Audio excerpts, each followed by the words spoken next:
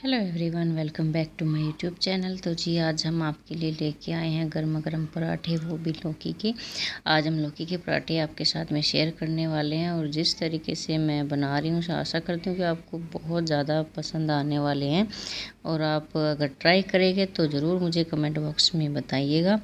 तो जी मैं आज जो पराठे बना रही हूँ एकदम से बहुत अच्छे क्रिस्पी से पराठे तैयार करने वाली हूँ। तो जी चलिए स्टार्ट करते हैं आज के पराठे बनाना। तो यहाँ पर मैंने लिए हैं 2 बाउल के करीब आटा। तो ये आटा मेरे छोटे वाले बाउल है, वो मैं अभी आपको दिखा दें। तो इसी बाउल से मैंने 2 बाउल आटा लिया है और साथ में ये आधा बाउल मेरा बेसन है। तो आप में आटे के साथ में आपको बेसन भी मिला लेना है। तो बेसन से बहुत ज़्यादा अच्छे पराठे बनते हैं और टेस्ट भी दुगना हो जाता है हमारे पराठों का। तो आप 2 बाउल में आधा बाउल जो भी मेजरमेंट आपको रखना है उसी तरीके से रख लीजिए।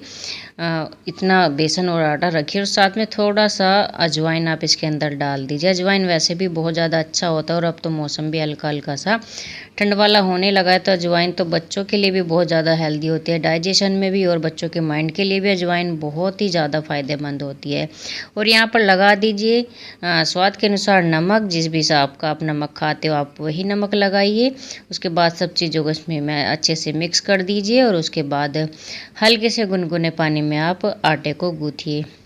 क्योंकि मौसम चेंज हो रहा है तो अब ज़्यादा ठंडा पानी ठीक से आटा बन नहीं पाता है। तो बहुत हल्का गुनगुना, आपको ज़्यादा गुनगुना नहीं लेना, बहुत बिल्कुल हल्का सा गुनगुना पानी लीजिए और उसके बाद आटे को सॉफ्ट सा बना लीजिए। आपको बिल्कुल सॉफ्ट सा डो बनाना है, कि टाइट डो नहीं बनाना है। अगर टाइट बन जाता है हमारा आटा तो जब हम आटे को फैलाकर उसके अंदर स्टफिंग भरते हैं तो उसे फिर फैलाना बड़ा मुश्किल हो जाता है। तो इसलिए आप हमेशा पराठों का जो भी आटा तैयार करें तो उसको सॉफ्ट ही तैयार करें। उसके अंदर जो आपको मुक्कियाँ लगानी है बहुत अच्छे तरीके से लगाइए। हल्का हल्का सा घी ऊपर से डाल के आप अच्छा सा आटे का एक डो बना लीजिए। देखिए यहाँ पर बिल्कुल हमारा आटा बनकर रेडी है। इसके बाद हम इसको रख देते हैं रेस्ट के लिए। इतने टाइम में हम अपने आगे की तैयारी करेंगे। तो यहाँ पर मैंने लिया है एक लौकी, तकरीबन 600 ग्राम ये लौकी मेरा वेट में होगा। लेकिन मुझे सारे की ज़रूरत नहीं है, लेकिन मैं जो स्टफिंग बनाऊँगी सारे की बनाऊँगी।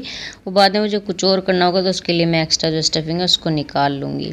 यहाँ पर मैंने लौकी को छील लिया है और छीलने के बाद इसको कर लिया है कट। तो आप लौकी को पहले ही धो लीजिए, और क्योंकि बाद में हम इसको धोते नहीं है तो आप इसको पहले ही धो लीजिएगा, या फिर आप इसको छीलने के बाद भी अच्छे तरीके से धो सकते हो। तो यहाँ पर मैंने इसको अच्छे से वॉश कर लिया और देखिए कितना अच्छा सॉफ्ट सा हमारा लौकी है। तो आप इसी तरीके का लौकी लीजिए जिसके अंदर बीज ना हो, क्योंकि बीज से ना टेस्ट ख़राब हो जाता है। इधर जो हमें ग्रेटर करना है ना तो ज़्यादा बारीक वाला करना है और ना ही ज़्यादा मोटे वाला करना है। जो बीच वाले साइज़ का हमारा होल है उसमें हमें अपने लौकी को कद्दूकस करना है बढ़िया तरीके से। और इससे क्या होगा, पतले पतले से इसके जो लच्छे बनते हैं वो ज़्यादा अच्छे लगते हैं पराठे के अंदर, ज़्यादा मोटे वाले भी अच्छे नहीं लगते हैं। और अगर ज़्यादा बारीक से करते हैं तो बिल्कुल मिक्स होता है, वो भी बिल्कुल अच्छा नहीं लगता। तो देखिए यहाँ पर मैंने पूरा लौकी को ग्रेटर कर लिया है। और इसके बाद जब हम लौकी को ग्रेटर करते हैं उसके अंदर पानी बहुत ज़्यादा निकलता है। तो अब हमें इसका जो पानी है निचोड़ के अच्छे से अलग कर लेना है। बहुत दबा दबा के आप इसको निचोड़ लीजिए। अगर आपसे इस तरीके से इसका पानी नहीं निकाला जाता तो आप पूरा जो लौकी है पहले हल्का हल्का हाथों से निकाल लीजिए, उसके बाद एक कपड़े में इसको कर लीजिए और जैसे हम पनीर निचोड़ते हैं उस तरीके से आप इसका पानी निकाल सकते हैं। उससे भी बड़े आसानी से निकल जाता है। होता है कई बार कुछ लेडीज़ नहीं कर पाती हैं, नहीं उनके हाथ से इस तरह के काम होते हैं, तो आप उसमें एक कपड़े का, साफ़ सुथरे कपड़े का यूज कर सकती हैं। और जिनसे निकल जाता है तो उसमें कोई दिक्कत नहीं, आप इस तरीके से कर लीजिए। तो देखिए कितना सारा हमारे लौकी ने पानी छोड़ा। अगर हम इसे सीधा ऐसे इसका कुछ भी मिश्रण तैयार करते और पराठों में भरते तो वो सारा ना चिपचिपा हो जाता, तो पराठे बन ही नहीं पाते, सारे फट जाते और बिल्कुल गीले गीले से हो जाते। तो ना तो वो देखने में अच्छे लगते और ना ही बनने में। तो देखिए सारा पानी निकाल दीजिए। उसके बाद देखिए जितना भी हमारा लौकी है बिल्कुल सूखा सूखा सा हो गया है। जितना भी आप निकाल सके पूरे प्रेशर से सारा पानी इसका निकाल दीजिए। अगर आपको थोड़ा फिर भी डाउट लग रहा है तो यहाँ पर आप हल्का नमक लगाकर फिर से छोड़ सकते हैं और फिर से आप इसका पानी निकाल सकते हैं। तो मुझे इसकी ज़रूरत नहीं थी, मैं अच्छे से निकाल लेती हूँ। इसके बाद मैंने इसके अंदर लगाए मसाले। तो यहाँ पर 1 चम्मच लिया था मैंने सौंफ पाउडर और यहाँ पर लिया मैंने 2 चम्मच धनिया पाउडर। तो धनिया पाउडर का जो फ्लेवर आता है पराठों के अंदर बहुत ज़्यादा अच्छा आता है, तो आप जो धनिया पाउडर लेते हैं थोड़ा एक्स्ट्रा ही लीजिए। और यहाँ पर ली है मैंने 1 चम्मच टेस्ट वाली मिर्ची। तो ये चम्मच ज़्यादा बड़ी नहीं है, छोटे साइज़ की चम्मच है। और यहाँ पर लिया है आधा चम्मच हल्दी पाउडर। तो हल्दी से थोड़ा सा कलर सुंदर हो जाएगा हमारी स्टफिंग का। और साथ में यहाँ लिया है मैंने अमचूर पाउडर।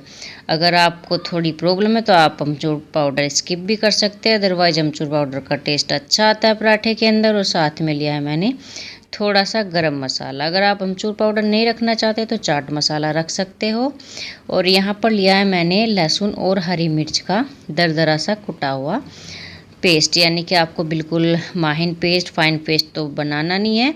आप कुंडी में उसको हल्का सा दरदरा सा कूटिए, उसके बाद डाल दीजिए। अगर हम ऐसे कट करके डालेंगे तो पराठे फटते हैं, उसमें थोड़ा दिक्कत होता है। तो आप पहले उसको थोड़ा सा कूट लीजिए तो बड़ी आसानी हो जाती है पराठों को बनाने में। और आप जिस तरीके से भी इस मिश्रण को, स्टफिंग को मैश करना चाहिए उस तरीके से कर लीजिए। अगर आप स्पून से कर सकते हो तो स्पून से कर लीजिए, अदरवाइज आप अपने हाथों से कीजिए। हाथों से बहुत अच्छे तरीके से ये होती है, क्योंकि थोड़ा सूखा सूखा हो जाता है तो चम्मच से मिलाने में इसको दिक्कत होती है, पूरा अच्छे से मिक्स ये होता नहीं है। तो यहाँ पर देखिए हाथ से कितना अच्छा सा मिक्स होगा, चम्मच से नहीं हो पाया तो मैं इसको अब हाथ से ही कर रही हूँ। और देखिए कितना सूखा सूखा सा हमारा सारा लौकी है, बिल्कुल भी गीलापन इसके अंदर थोड़ा सा भी नहीं है। तो इससे बड़े ज़बरदस्त हमारे पराठे बनकर तैयार होंगे। तो पूरे को आप अच्छे से मैश कर लीजिए। तो यहाँ पर हमारा जो स्टफिंग है पूरा अच्छे से तैयार है और हमारा आटा भी तैयार है। तो अब आप इसके अंदर अपना थोड़ा नमक भी डाल लीजिए। नमक को शुरू में ही मत डालिए, क्योंकि एकदम आप शुरू में ही नमक डाल दोगे तो नमक फिर से पानी छोड़ना शुरू कर देता है और फिर से वही हल्की सी प्रॉब्लम हो जाती है। पानी हम काफ़ी निकाल चुके, लेकिन फिर भी नमक लगने के बाद सब्जियाँ पानी छोड़ने ही लगती है। तो सबसे लास्ट में मैंने इसके अंदर नमक ऐड किया है। अब हमारा आटा भी यहाँ पर तैयार, तो अब फटाफट हम अपने पराठे बेलना शुरू करते हैं। तो यहाँ पर जो हमें पेड़ा रखना है पराठे का थोड़ा सा हैवी रखना है, रोटी के हिसाब से उसको थोड़ा एक्स्ट्रा लेना है। उससे क्या होगा कि हमारे पराठे अच्छे से फूले फूले से तैयार होते हैं। तो यहाँ पर आपको पेड़ी पर अच्छे से सूखा आटा लगा लेना है। उसके बाद आपको इसे ऐसे गोल गोल एक कटोरी नुमा शेप दे देनी है और उसके बाद आप इसमें रख दीजिए लौकी की स्टफिंग। तो इसको इस तरीके से भरेंगे तो बिल्कुल भी आपकी जो स्टफिंग है बाहर नहीं आएगी, बहुत अच्छे से आपका पराठा बनकर तैयार होगा। बस आप इसको हल्का हल्का बीच से दबाते जाइए और किनारे इसके ऐसे फोल्ड करते हुए बीच से बिल्कुल इसको मिला दीजिए। और जो ऊपर का आपका एक्स्ट्रा आटा आएगा उसको काट के आप अलग भी कर सकते हो और इसमें भी जॉइंट कर सकते हो। अगर आपका आटा बीच से अच्छे से नहीं फैलता है तो आप उसको कट कर दीजिए और इसी तरीके से आप इसको फैला लीजिए। फिर थोड़ा थोड़ा सा आप इसके ऊपर सूखा आटा लगाकर हल्के हाथ से ना इसको बेल लीजिए। अगर आप ज़्यादा हैवी प्रेशर डाल के इसको बेलोगे तो ये थोड़ा बेलते टाइम फट जाएगा आपका। उससे क्या होता है कि कई बार पराठे के अंदर जब हम उसको फोल्ड करते हैं तो गैस चली जाती है। अगर हम उस पर ज़्यादा प्रेशर डाल दे देते हैं तो पराठा हमारा फट जाता है। तो आप बहुत हल्के हाथों से इसको बेलिए और इसी तरीके से मैं अपना दूसरा पराठा बेलूँगी। तो यहाँ पर इसको मैं दूसरे तरीके से बेलूँगी। यहाँ पर आपको पहले थोड़ा रोटी के हिसाब से इसको फैला लेना, जैसे कि हम एक छोटी सी रोटी तैयार करते हैं उस तरीके से। इसके बाद आपको इसके ऊपर लगाना है थोड़ा सा घी और उसको बिल्कुल फैला दीजिए पूरी रोटी के ऊपर। इससे बड़ा क्रिस्पी सा हमारा पराठा बनकर तैयार होता है और खाने में बहुत टेस्टी लगता है। लेकिन जिनको घी वगैरह से ज़्यादा फ्रेश होता है तो वो सिंपल पराठा तैयार कर सकते हैं। तो यहाँ पर घी लगाकर अगर आप पराठा तैयार करते हैं तो उसका ज़्यादा ही स्वाद आता है।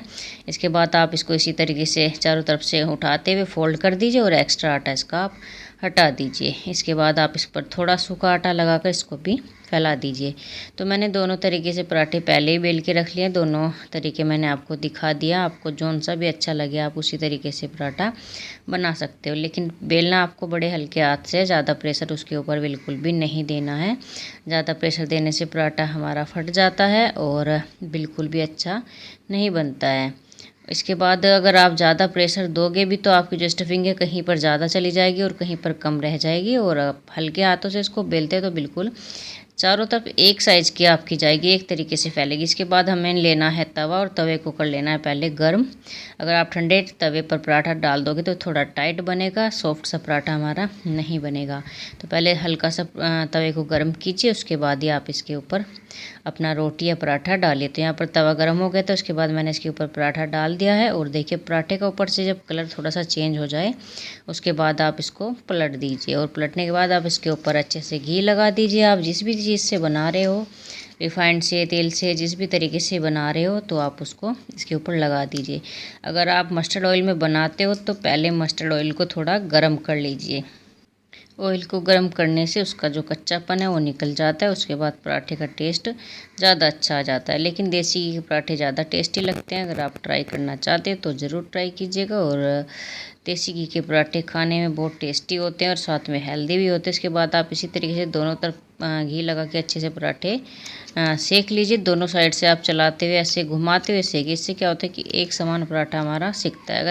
और इसके बाद जब आप दूसरा पराठा या तवे के ऊपर तैयार करें तो तवे को थोड़ा सा क्लीन कर लीजिए, क्योंकि थोड़ा सा ना जो हमारा सूखा आटा है उसके ऊपर चिपक जाता है। उससे जो हम दूसरा पराठा डालते हैं तो थोड़ा उसके ऊपर ब्लैकनेस आ जाती है। इसलिए आप थोड़ा सा तवे को क्लियर कर लीजिए। उसके बाद आप दूसरा पराठा डालिए। तो यहाँ पर मैंने दूसरा पराठा डाल दिया है और इसको भी इसी तरीके से हम अलट पलट कर अच्छे तरीके से सेक लेंगे। तो दोनों तरीके से मैंने आपको पराठे बनाने बताए हैं। आपको जौन सा भी तरीका अच्छा लगे तो आप प्लीज़ उसी तरीके से ट्राई कीजिएगा। और बहुत आसानी से हमारे पराठे बन जाते हैं, बिल्कुल भी फटते नहीं हैं। और जो हमारी जो थोड़ी थोड़ी सी घिया की लेयर दिखाई देती है, ये ज़्यादा ही टेस्टी लगती है पराठे के अंदर। अगर जितना भी पतला हमारा पराठा बिलता है, जिस अच्छे तरीके से हमारी जो स्टफिंग है फैलती है, तो वो बहुत ज़्यादा टेस्टी लगती है। तो और ऊपर वो तभी दिखाई देते हैं जब हमारी जो आटे की परत है ना पूरी पतली हो जाती है, तभी वो ऊपर दिखाई देती है। इसी तरीके से आप दोनों साइड से इसको सेक लीजिए। आप 2 से 3 बार भी घी लगाकर सेक सकते हो।